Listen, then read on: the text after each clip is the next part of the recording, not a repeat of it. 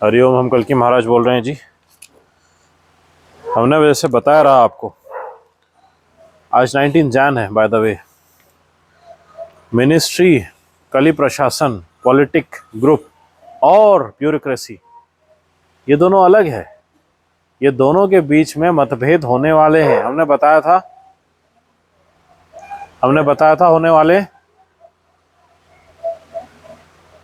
अभी बजट के पहले, कली प्रशासन के बजट के पहले, important high in integrity official bureaucracy के Ajay Bhushan Pandey, very experienced, a moral person,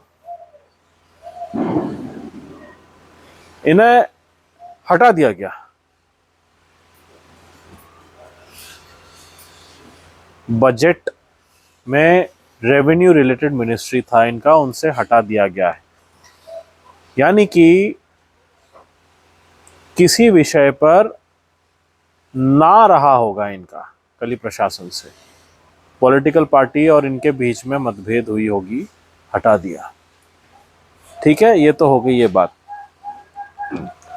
अब बात सिर्फ यह नहीं है, बात यह है कली प्रशासन, private politic party, BJP, Congress, इन्होंने IRSS, हमने बताया है इंटरनेशनल सीक्रेट सोसाइटी भारतवर्ष में काम कर रही है IRSS नाम से।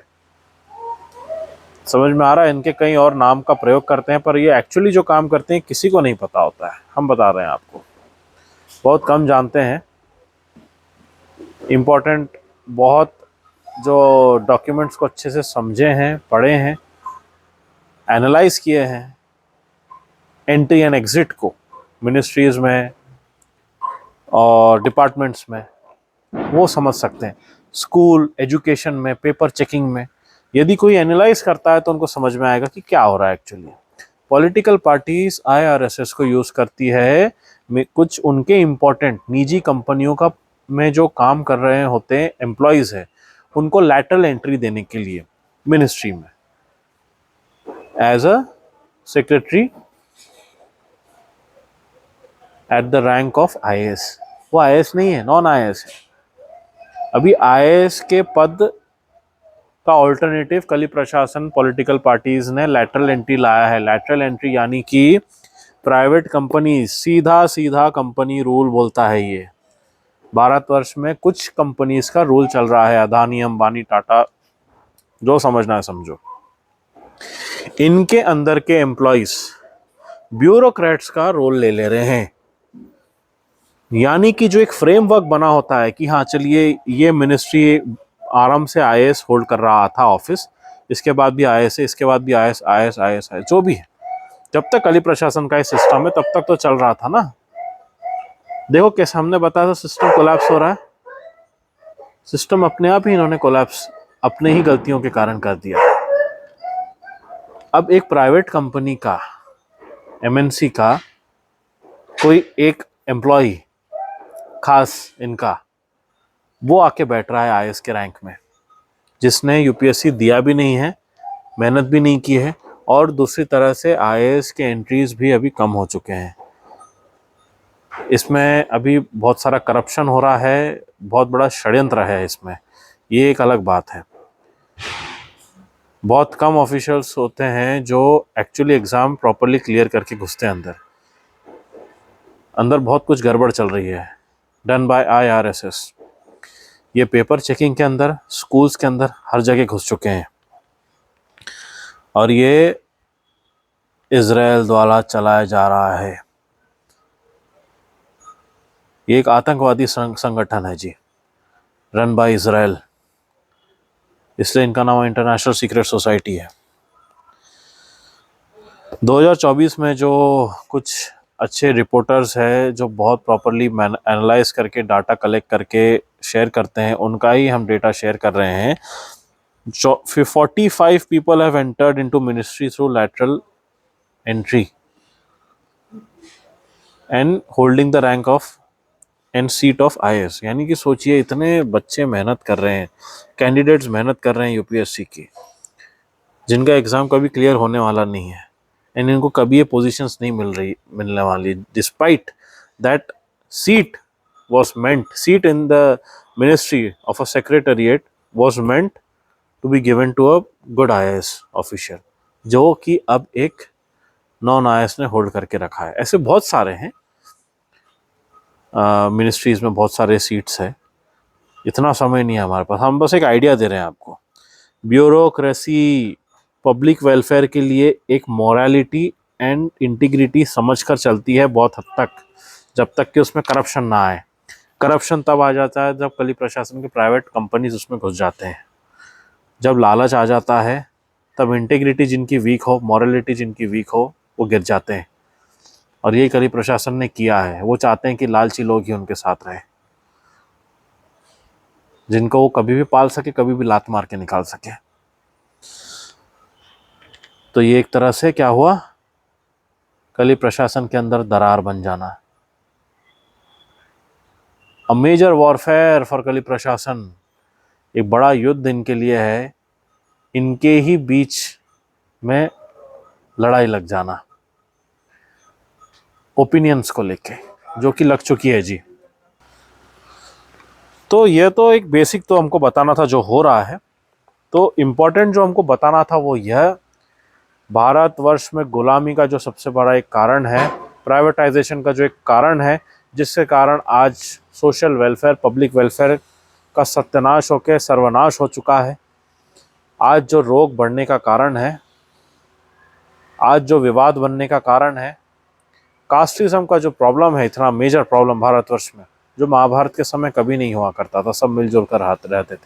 इनका सबसे बड़ा कारण इजराइल और अमेरिका का बनाया हुआ IRSS है, जिसको RSS कहते हैं।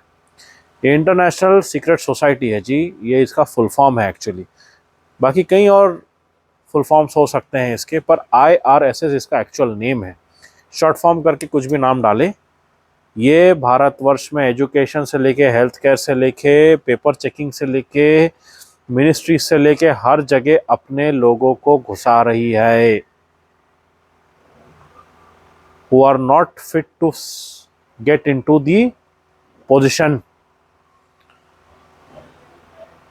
अब हम आप पर छोड़ देते हैं बाकी चिंतन करने के लिए।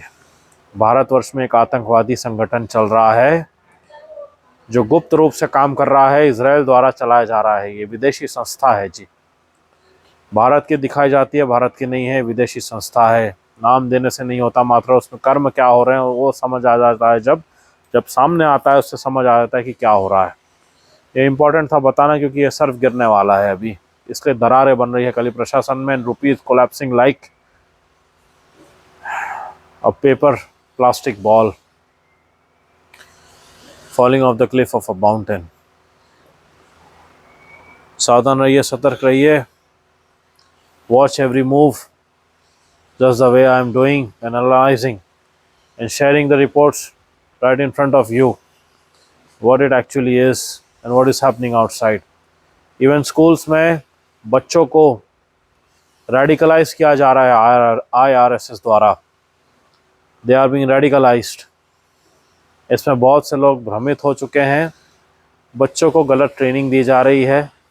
यह नहीं कि माता पिताओं का ख्याल रखना, संस्कार का ख्याल रखना, महाभारत में धर्म के बीच गौओं, नंदी महाराज की सेवा रक्षा करना परम उद्देश्य होना चाहिए, यह सर्व नहीं। कैसे लोगों को बांटा जाए, कैसे लोगों के मन में पॉलिटिक्स डाला जाए, विवाद बनाए जाए, जिनसे लोग आपस में बटे रहे। स्टेट से सिटीज़ करना, सिटीज़ से टाउन्स करना और इसको बांट के रखना, यही काम किया है हमेशा IRSS ने आराम से ही। और ये ब्रिटिशर्स ने लाया था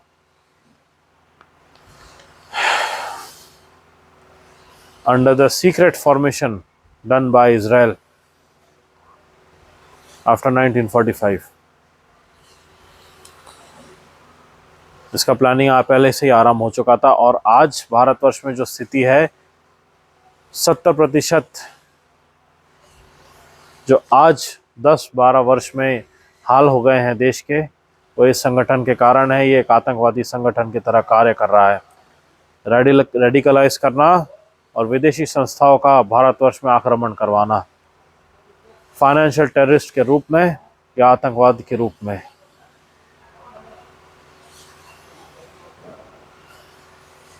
यह सब संस्थाओं से दूर रहिए, प्रतीक्षा रखिए, गृह में यूनिटी रखना अति आवश्यक। धर्म को लेके जो धर्म के विरुद्ध हो, जो ऐसे संगठनों का पालन कर रहे हैं, इनका विरोध करिए और इनसे दूरी बनाकर रखिए। घर में पॉलिटिकल यूनिट से जुड़ा हुआ कोई व्यक्ति नहीं होना चाहिए, विदेशी संगठनों से जुड़ा हुआ व्यक्ति नहीं होना चाहिए। देशद्रोही है, इसीलिए ये देश के हित में कभी नहीं सोचते हैं, इसीलिए ये स्वास्थ्य के हित में, एजुकेशन के हित में, हेल्थ केयर के हित में नहीं सोचते हैं, इसीलिए ये भारतवर्ष की गुलामी के ही हित में सोचते हैं। इसीलिए आज भारतवर्ष की ये दुर्दशा है, धर्म की यह दुर्दशा है, जो कुंभ मेले में साधुगण स्पष्ट बता रहे हैं।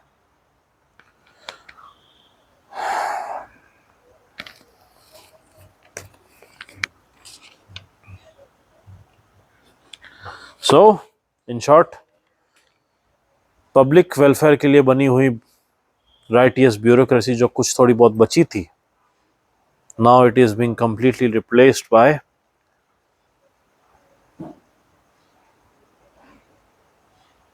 प्राइवेट पॉलिटिक कॉरपोरेट्स, जो विदेशी संस्थाएं हैं।